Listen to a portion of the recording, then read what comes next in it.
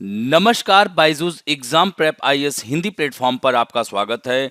दोस्तों, आज हम लोग 14 दिसंबर 2022 के द बिग न्यूज में चर्चा करने वाले हैं कि अमेरिका ने न्यूक्लियर फ्यूजन में हासिल की बड़ी सफलता, यानी US researchers announce historic nuclear fusion breakthrough. तो दोस्तों, इससे पहले चीन भी बना चुका है नकली सूरज। तो हम लोग इसमें बात करेंगे न्यूक्लियर फिजन और फ्यूजन क्या होता है, नाभिकीय विखंडन और नाभिकीय संलयन। तो नाभिकीय संलयन प्रक्रिया के दौरान यह नकली सूरज बनाने में कामयाबी हासिल की है। क्या इसका कमर्शियल यूज शुरू हो गया है? ITER परियोजना के बारे में भी थोड़ा सा चर्चा करेंगे। तो आइए पहले खबरों को देखते हैं कि US researchers announce historic nuclear fusion breakthrough, यानी अमेरिका ने न्यूक्लियर फ्यूजन में हासिल की बड़ी सफलता।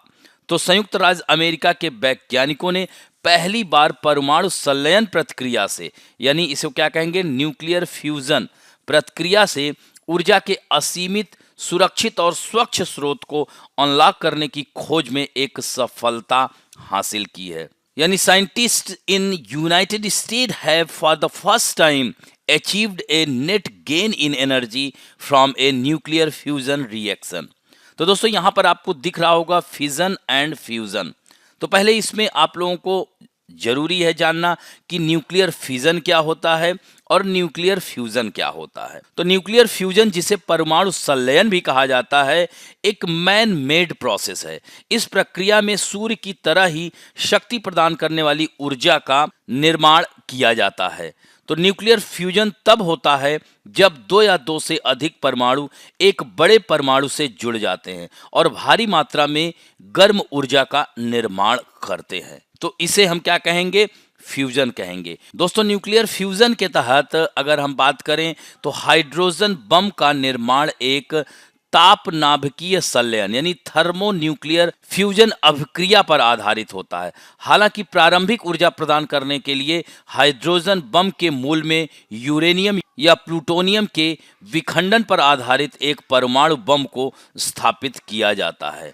दोस्तों, यहाँ पर थोड़ा सा जानना है कि न्यूक्लियर फिजन क्या होता है। तो इस प्रक्रिया में एक परमाणु नाभिक दो संतति नाभिकों यानी डॉटर न्यूक्लियाई में विभाजित होता है। यह विभाजन रेडियोधर्मी क्षय द्वारा सहज प्राकृतिक रूप से या प्रयोगशाला में आवश्यक परिस्थितियों यानी न्यूट्रॉन, अल्फा आदि कणों की बमबारी करके की उपस्थिति में किया जा सकता है। विखंडन से प्राप्त हुए खंडों अंशों का एक संयुक्त द्रव्यमान होता है जो मूल परमाणु से कम होता है। द्रव्यमान में हुई यह क्षति सामान्यतः परमाणु ऊर्जा में परिवर्तित हो जाती है। वर्तमान में सभी वाणिज्यिक परमाणु रिएक्टर नाभिकीय विखंडन की प्रक्रिया पर आधारित हैं, लेकिन दोस्तों, यह खोज नाभिकीय संलयन प्रक्रिया पर आधारित है। तो फ्यूजन एक परमाणु के नाभिक में फंसी अपार ऊर्जा का उपयोग करने का एक अलग लेकिन अधिक शक्तिशाली तरीका है। यह वह प्रक्रिया है जो सूर्य और अन्य सभी तारों को चमकाती है और ऊर्जा विकीर्ण करती है। तो न्यूक्लियर फ्यूजन में भारी तत्व बनाने के लिए हाइड्रोजन जैसे हल्के तत्वों को एक साथ तोड़ना शामिल है और इस प्रक्रिया में ऊर्जा का एक बड़ा विस्फोट होता है।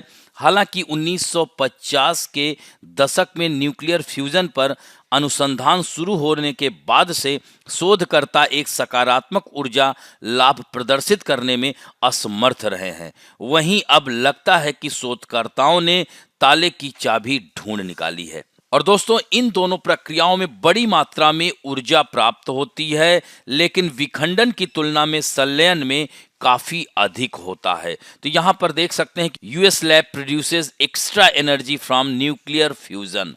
तो यहाँ पर स्टेप 1 में देखा होगा आपने कि multiple laser are fired into a gold cylinder and second step में the walls of the cylinder heat up producing X ray and third में आप देख सकते हैं कि the X ray blast the surface of pellets and fourth step में nuclear fusion the occurs when the two atoms combine.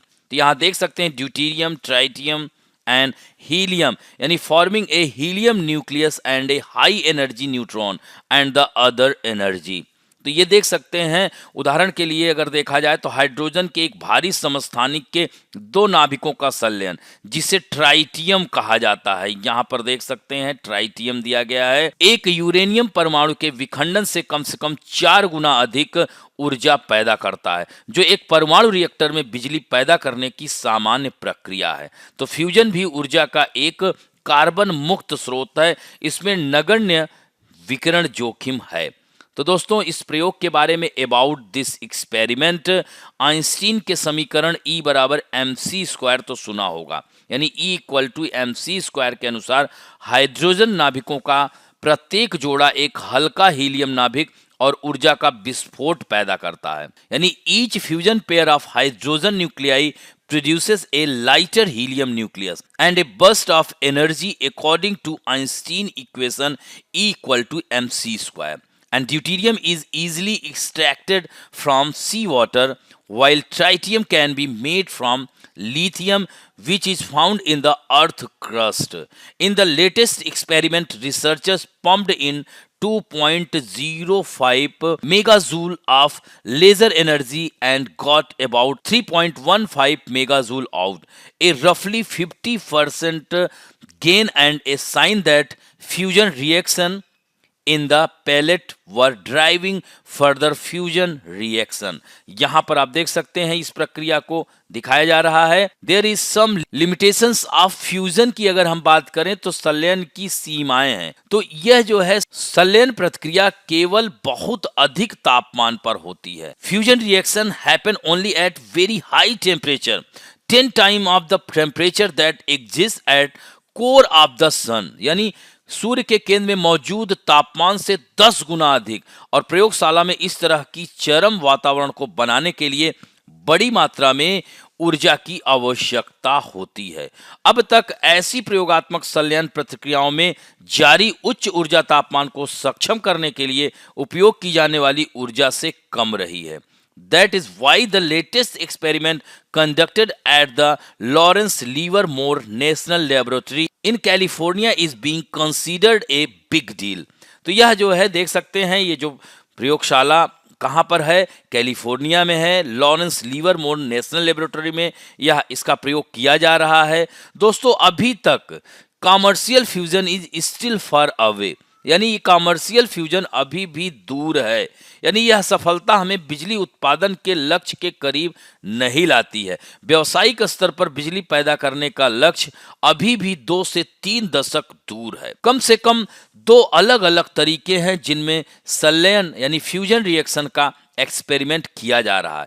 यह मुख्य रूप से फ्यूजन को सक्षम करने के लिए, अत्यधिक गर्मी पैदा करने के लिए इनपुट एनर्जी की आपूर्ति के तरीके से भिन्न होते हैं, लेकिन इसके परिणाम स्वरूप डिजाइन एंड क्षमताओं में भी अंतर होता है। तो लॉरेंस लिवरमोर सुविधा में वैज्ञानिक उस तापमान को प्राप्त करने के लिए उच्च ऊर्जा लेजर बीम उपयोग करते हैं, यानी at the Lawrence Livermore facility scientist use high energy laser beam to achieve those temperature, also called inertial fusion, जिसे जड़त्वीय संलयन भी कहा जाता है। At some other places including the international collaborative project in southern France called ITER, जिसे ITER परियोजना कहते हैं, in which India is a partner, very strong magnetic field are used for the same purpose.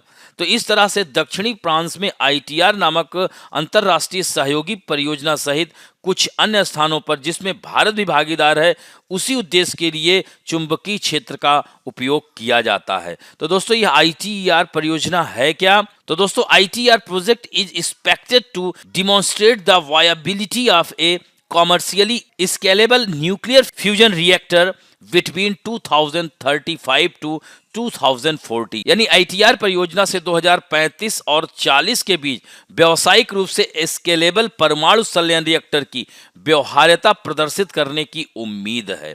और दोस्तों, बिजली पैदा करने के लिए एक संलयन रिएक्टर की वास्तविक तैनाती के बाद 1 दशक का समय लग सकता है। तो दोस्तों, इसमें several countries like China, Japan, UK and South Korea are working on this technology separately as well, apart from the collaborating at ITER. Still, the United States also a partner at ITER. यानी संयुक्त राज्य America भी ITER में भागीदार है और चीन सहित कुछ अन्य देश भी लेजर बीम आधारित जड़त्वीय संलयन की कोशिश कर रहे हैं। दोस्तों, आज से 1 साल पहले चीन ने यह कारनामा कर दिखाया था। यह मुख्य रूप से इसलिए है क्योंकि इस तकनीक का उपयोग फ्यूजन आधारित परमाणु हथियार विकसित करने के लिए भी किया जा सकता है, जो कि वर्तमान परमाणु हथियारों की तुलना में कहीं अधिक शक्तिशाली और विनाशकारी होगा। तो यहाँ पर आप देख सकते हैं energy for the 21st century, इसे भी जरूर देखिएगा आप लोग।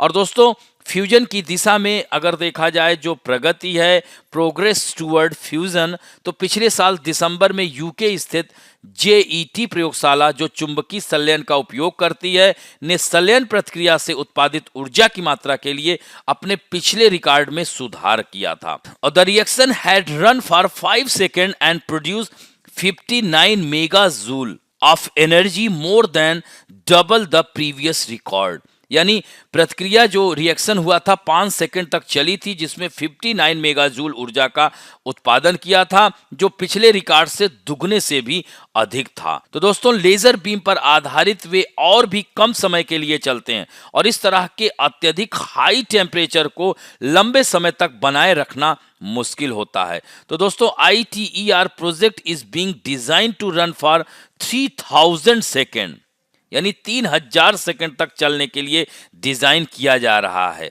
Eight its full power it was expected to produce 5 time more energy than it would consume, यानी अपनी पूरी शक्ति या खपत की तुलना में 5 गुना अधिक ऊर्जा का उत्पादन करने की उम्मीद है। हालांकि जब इसे कम समय अवधि के लिए चलाया जाता है तो लगभग 300 से 500 सेकंड में यह खपत की गई ऊर्जा का 10 गुना रिलीज करता है। और दोस्तों, ITER जब चालू हो जाएगा तो दुनिया में कहीं भी सबसे बड़ी मशीन बन जाएगी और CERN में लार्ज हैड्रॉन कोलाइडर या गुरुत्वाकर्षण तरंगों का पता लगाने के लिए LIGO परियोजना से अधिक जटिल अभी ITER रिएक्टर मशीन असेंबली चरण में है। यानी right now the ITER reactor is in machine assembly phase. तो दोस्तों, इस तरह से देख सकते हैं कि ऊर्जा के क्षेत्र में एक यह महत्वपूर्ण खबर है। अमेरिका के शोधकर्ताओं ने कथित तौर पर ऊर्जा के असीमित, सुरक्षित और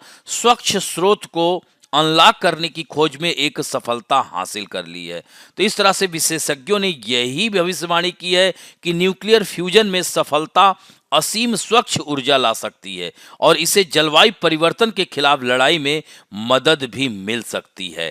तो यह एक बहुत ही महत्वपूर्ण खबर रही है। दोस्तों, आज के लिए आप लोगों के लिए प्रश्न है कि what is ITER? ITER project या परियोजना क्या है, यह कब शुरू हुई, इसमें कौन कौन से देश शामिल हैं, इसका उत्तर आप लोगों को आज देना है। तो इस तरह से आज का यह अंक यहीं समाप्त करते हैं। आशा करता हूं कि आज का वीडियो आप लोगों को अच्छा लगेगा और यदि अच्छा लगे तो प्लीज लाइक, शेयर, सब्सक्राइब और बेल आइकन दबाना ना भूलें। धन्यवाद।